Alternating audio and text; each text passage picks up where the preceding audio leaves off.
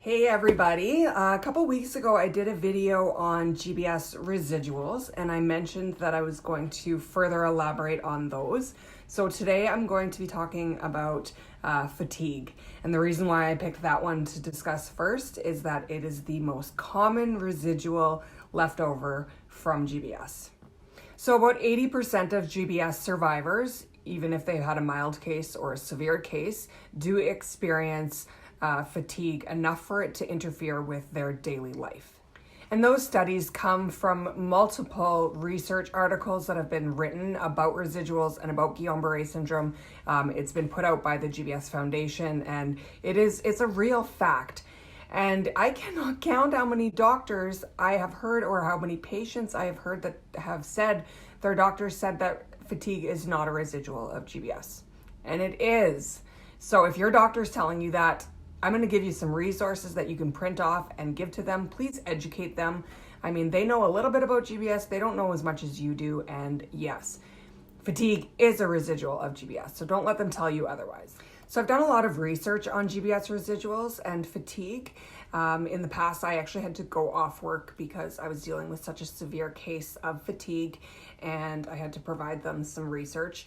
And I found a study that was put out by the New Zealand Association of Nurses, and it just really talks about that, and it was just so interesting. So I will put up the link below so that you guys can read it, because it was just fascinating to me. In their study, they agreed with that 80%, and that 80% of GBS survivors do experience severe fatigue, and they had a theory on why that happens. So in Guillain-Barre syndrome, it's the myelin sheath, which is the coating around the nerves, that is damaged, and that's what causes the weakness and paralysis. But even after you've recovered, generally that myelin is not back to normal. So what they actually think happens with somebody who has had GBS is that some of their nerves just don't work properly. So some of the other nerves, some of the collateral nerves, actually have to work a lot harder to transmit signals to the nervous system. So that in itself probably explains why we are more tired than the average person. And then you add in, if you push yourself, or you are feeling really tired, or you're super stressed, or you just have a lot going on and you keep going, our bodies have to work a lot harder, and then we crash. And what they describe in this article, they actually describe it as a neurological crash. And what I found really interesting is that even though it probably feels like your muscles are really tired, it's not the muscles at all. It's the nerves that aren't functioning properly. And when they did tests to test the muscle strength, their muscle strength actually showed stronger than an average person. So it's not the muscles, it's the nerves. So what is fatigue? I think a lot of people associate that term with tiredness, and it is that. It's a feeling of like you haven't slept and you're just drained and just feeling like you want to sleep and just lie down, but it's multiplied. So it feels like, to me, it feels like I haven't slept in days. It's a brain fog, so it feels like you can't have conversations. Even thinking about things is difficult to do. Doing any kind of physical activity and walking around can be challenging, and just going about your daily life is that much harder. So fatigue can range from mild to severe. I've experienced both. Mild would be where you're just feeling really drained that day and you're not feeling like yourself. And severe would be where you feel like you can't do anything. Sometimes you cannot even get out of bed. Other times you are able to make it out of bed, you push yourself, you go in the shower, and you feel like you need to have a nap afterwards. I've had it that severe where I was in the shower and I was bawling because it was just so physically and mentally exhausting to move. So how do I manage my fatigue? It's the most common question that I get asked from you guys, and I know that you guys are struggling and you're wondering how to go about your life and how to function in your day-to-day activities. And I know that I do a lot of posts and I talk a lot about how I've been able to get mine under control, and it really does come down to exercise. And studies have shown, and the GBS Foundation has put out information, and the neurologists will talk about it at all the conferences. They will talk about the importance of exercise. And they have done studies that have shown that even as little of 3 times a week, for even 30 minutes at a time, just getting that heart rate up does improve fatigue. And it has for me. Ever since I started exercising, which was about a year after I had GBS, that is when I saw the most drastic improvement in my fatigue.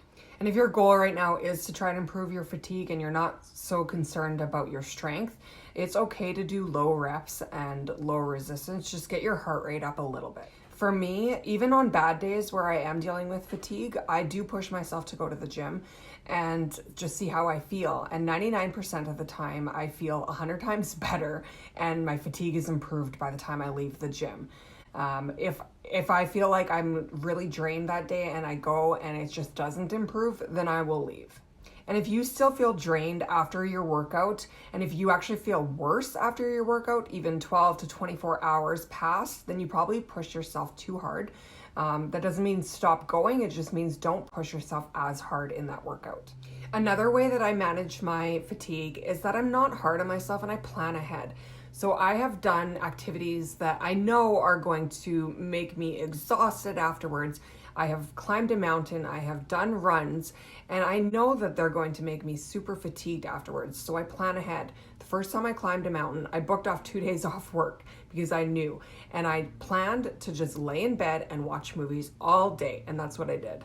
I've also adjusted my lifestyle. So I've cut out things that I find draining. So things like grocery shopping. I do online grocery shopping now because walking around the entire store, it just takes a lot of energy and I just don't want to do that. I've hired a cleaner. I've gone down to part-time. Fatigue is just one of those things that it interferes with your life, and so wherever you can change things around, do that. I've had people tell me how much even an Alexa or a Google Home or a Roomba has changed their life. Something as simple as not having to get up to turn off the lights or having to vacuum as much. It's just those simple things that you can do that might improve your life in a drastic way.